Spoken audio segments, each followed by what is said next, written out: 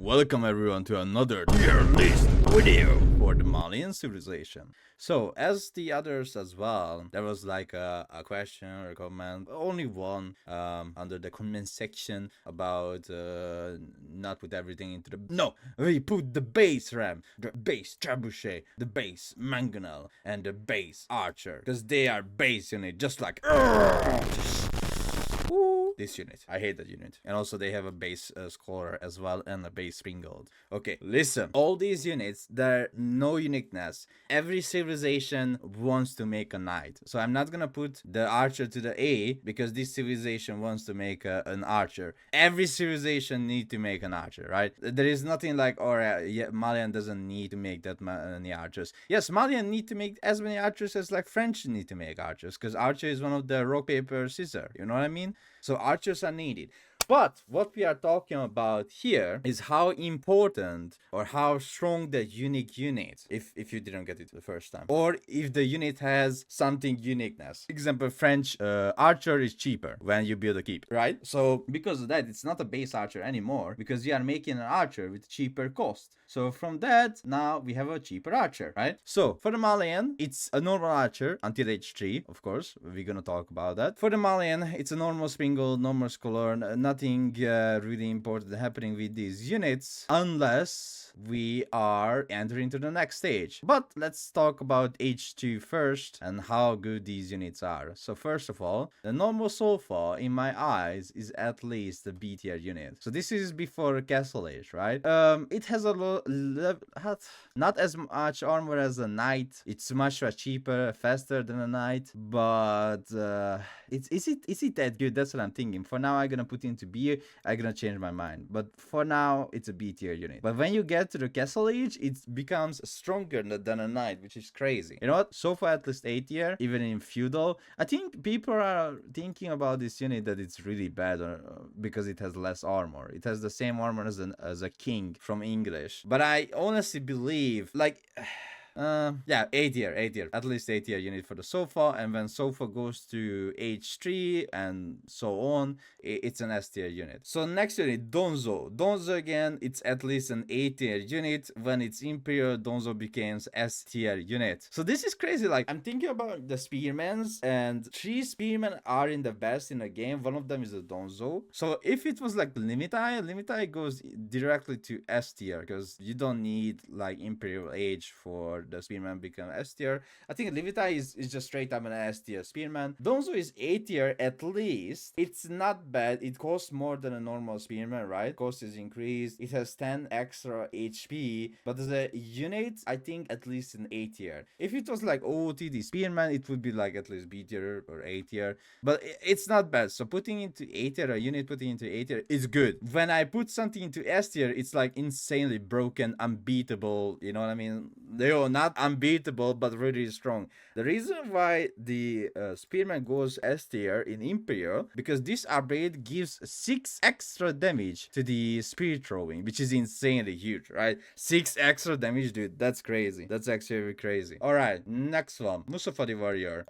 Not bad unit. It's as good as a Donzo, but I'm gonna put this here now, and I'm gonna put next to it. So I think, honestly, in the next patch, season 9, we can hire the Musa Warriors, and I think the Musa Warrior is gonna be really good and really strong. So as a unique unit, it's at least A tier. It's not an S tier. It's not. So back in the day when we were around, when Malian got released, I think Musafa Warrior would be easily S tier unit, because the Musafa Warrior was able to kill archers.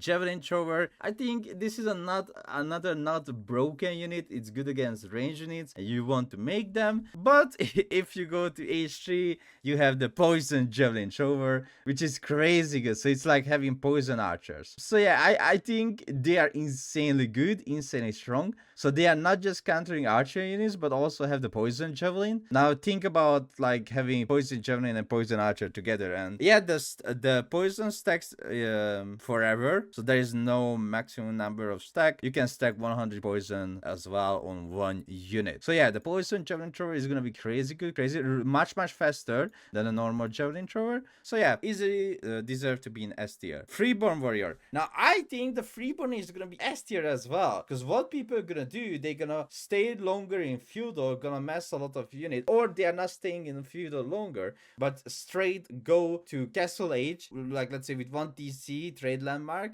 and spam Freeborn Warriors. Now if you didn't know, Freeborn Warriors are not countered by ranged units. You can use Spearman or Horseman or Knight, but those units are not like hard counter to it. So there's actually one counter unit to the unit is Springald. They have 5 ranged armor, base 5 ranged armor in H3. They have the same movement speed as a Musafa Warrior, 165 or 170 something HP like that, and I think in base 9 damage, so their base damage is 9, and plus against ranged units. Every type of ranged unit, they do bonus damage. So it's gonna be really hard to choose between the 3, because I think all 3 are S tier unit at least. So Malian gonna have a lot of different playstyle. What you can do, let's say you have 20 Javelin Trover in feudal, you go to Castle Age, you upgrade your Javelin Trover into Poison Javelin Trover, and boom, now you have 20 Poison Javelin Trover or 20 Musafa Warrior. So that's what I'm saying. It's gonna be really crazy for the Malian in the next season. It's like insane buff for them. Now this is the Musafa Gunner. I believe Musafa Gunner is S tier because they can go stealth. They also have the double strike ability, which gives them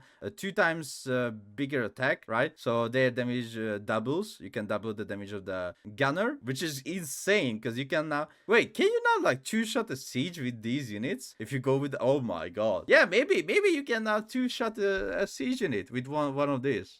Well, we will see. So they have a really strong unique ability. Their base damage is higher, and I think their movement speed higher as well compared to a normal hand cannoneer. They're just all around stronger than a normal hand cannoneer, but more expensive as well, of course. Now another upgrade I wanted to talk about, which literally makes every infantry unit 1 tier higher. Even the base archer makes it like not base archer anymore. This is a sofa upgrade that gives every infantry unit extra movement speed. So the Musafa Warrior or any unit that has 1.38 movement speed goes up to 1.58, I think. So it's like a Yuan Dynasty Palace Guard. Now they have a base scout, but when that base scout is getting upgraded, it immediately goes into S. They have the best scout in the game. It's crazy. I'm not even joking. The Malian scout is fast, can regenerate health really fast as well. In H3, you unlock bonus damage against range units, and in H4, it just becomes an insanely strong scout unit. Good damage, good health, so speedy as boy as hell, as crazy.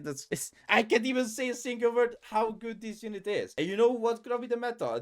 It's not gonna be a meta, but one play style. When you rush to H3, you're gonna get the scout Malian to level 3 Malians, so veteran Malian scout, veteran warrior Malian scout. Oh my god, you're gonna get it to level 3, we can say that. And because on the veteran level, the scout has 1.88 movement speed, I'm pretty sure it's 1.88. Now you get the professional scout, and you're gonna just get all deers that left on the map back to your base, and you're gonna spam Freeborn Warriors all around the enemy base. Alright, so as I said, they have a base archer, but when they get the poison dude. So what you can do with the archer, this increases the archer damage. So the archer will have the same damage as every other archer with incendiary arrow, okay? This one literally gives them the same damage as like having incendiary arrow, but now you have poison as well. You can stack up to 1000, like whatever, how many archers you have.